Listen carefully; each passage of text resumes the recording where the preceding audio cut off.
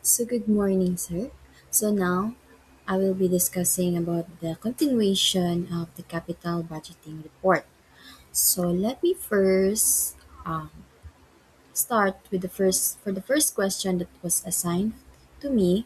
Why is it profitability index a better basis than the net present value method in comparing projects that require different level of investment? So before we go deeper for the first question, let's first define what is profitability index and the net present value method.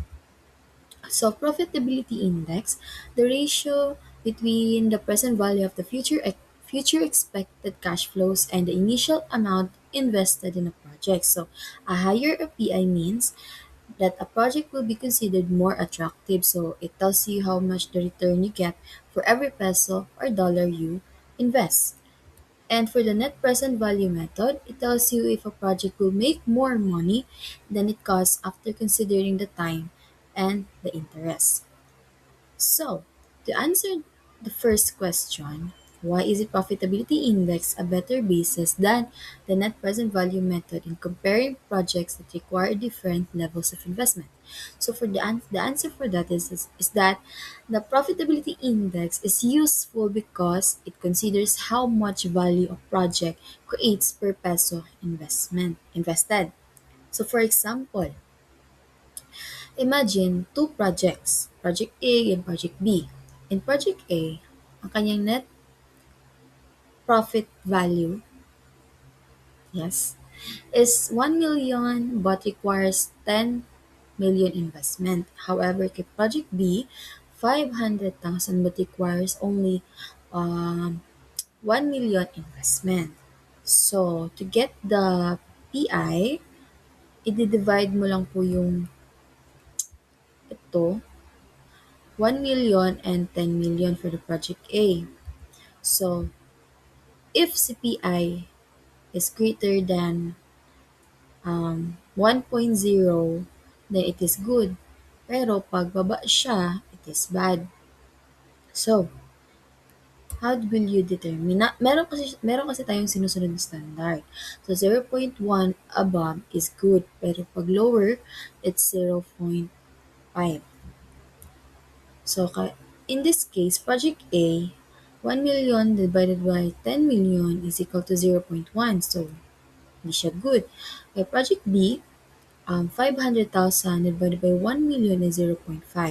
So, it means Project B generates more value per peso invested. Okay, again, PI is better basis when projects require different levels of investment and capital is limited.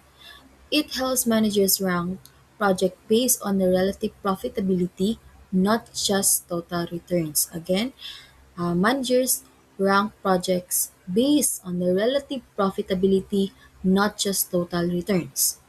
On the other hand, NPV is still important because it shows the absolute increase in wealth. So, in situation where there is no capital constraint, NPV is usually preferred. Now, for the second question, what is the major advantage of the accounting rate of return relative to the other techniques that can be used to evaluate capital projects? So, let's first define what is accounting rate of return or ARR. It is a method used to evaluate an investment based on the profit it is expected to generate. So it tells you the percentage of return you get from an investment using accounting profit, not cash flow. So for example, you invest 100,000 and earn 20,000 profit per year. So your ARR is 20%. Now, to answer the question, what is the major advantage of accounting rate of return relative to the other techniques that can be used to evaluate capital projects? The answer is ARR is easy to use because it is based on the accounting profit. So just like the measures company already use. This makes it simple for managers to understand and apply in decision making. And also, ARR is easy to compute because it uses simple accounting data like net income and investment value. So since these are already in a financial statement, it is less technical and can be used for quick decisions and monitoring. Now, for the third question is, why is it important for organizations to conduct post-investment audits of capital projects? So when we say post-investment audits are evaluations done after the project or investment is completed to check if the actual results match what was originally planned. So post-investment audits, it helps the managers to like evaluate if ang kanilang ininvest is na-achieve yung goal or plan na napag-usapan. And so, to answer that question is conducting a post-investment audit is very important because it allows the management to compare the actual performance of a capital project with what was originally expected. So, for example, like in a reality, so you have two plans. So, if you invest that ay, 'pag magplano tayo kabalo ta na naadyo tay goal. So, if we invest after we invest, diyan mapapasok yung evaluation if pasok ba, na-achieve ba natin yung goal, so on and so forth. Now, let's move to the problem that was also assigned for me. So, the first one is Herman Company acquired an asset at cost of 46,600. So it had an estimated life of 10 years. Annual after-tax cash benefits are estimated at 10,000 at the end of each year. So the following amounts appear in the interest table for the present value of an annuity of P1 at year end for 10 years. So in 16%, we have 4.83. 18% is 4.49 and 20% is 4.19. Now, determine the maximum interest rate, time adjusted rate of returns or IRR that could be paid for the capital employed over the life of this asset without loss in this project. Now, for the solution, step 1, determine the present value factor. To get this, present value factor is equals to 46,600. I-divide lang nimo tong 10,000 which is katong annual after-tax cash benefits or the estimated. So, 10,000. Then,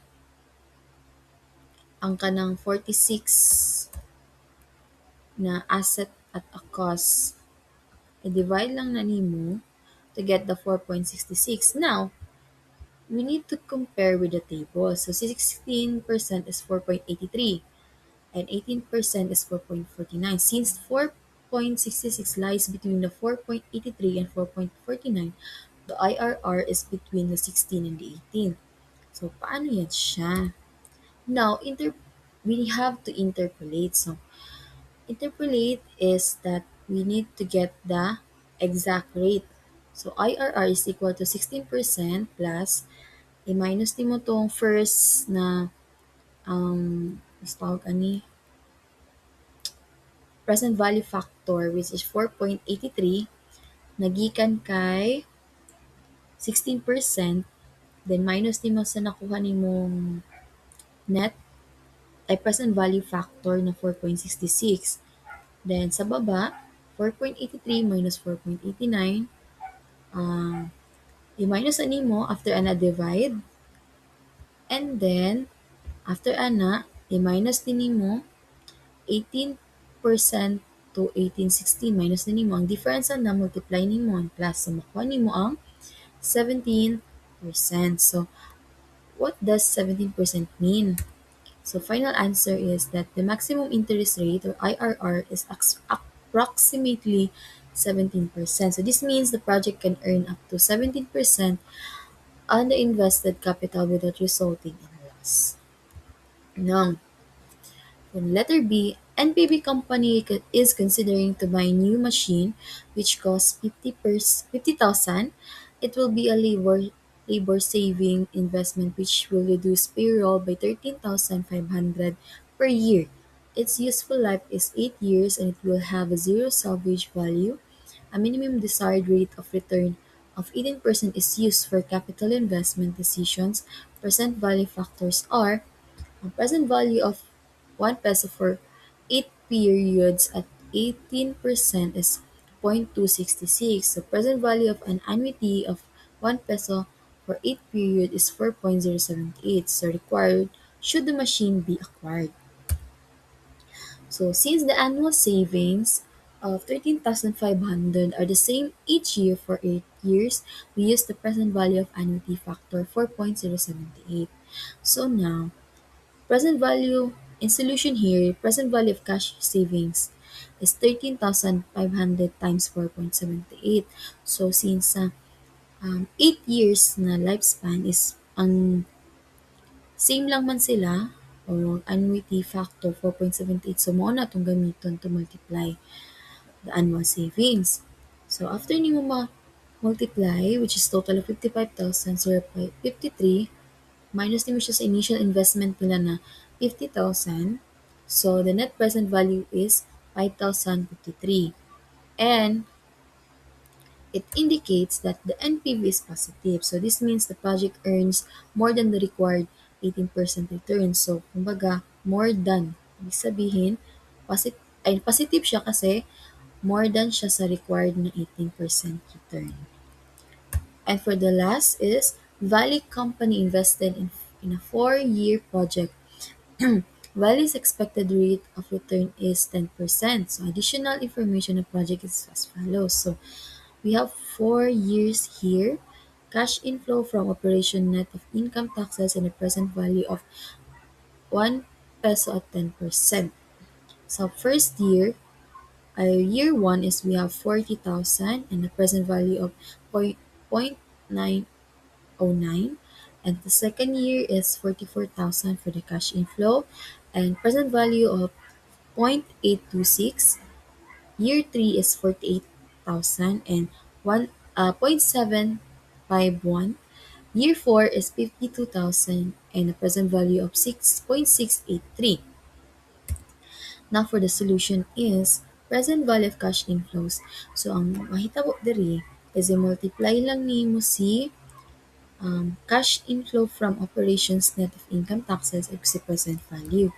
As you can see here, si year 1 is 40,000 and ang kanyang present value is 0.909 and total of 36. So same process na, multiply.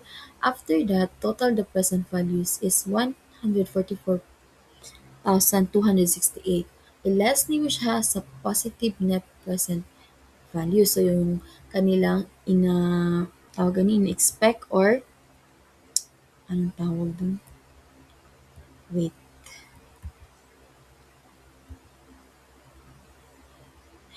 Ang kanilang expected rate of return is 10%, which is 10,000. So original investment is 134,268. So what does it mean? So this means the company invested 134,268 and after earning the required 10% return, the project still generates an additional 10,000 value, which is why the NPV is positive. So that's all for my part. Thank you so much.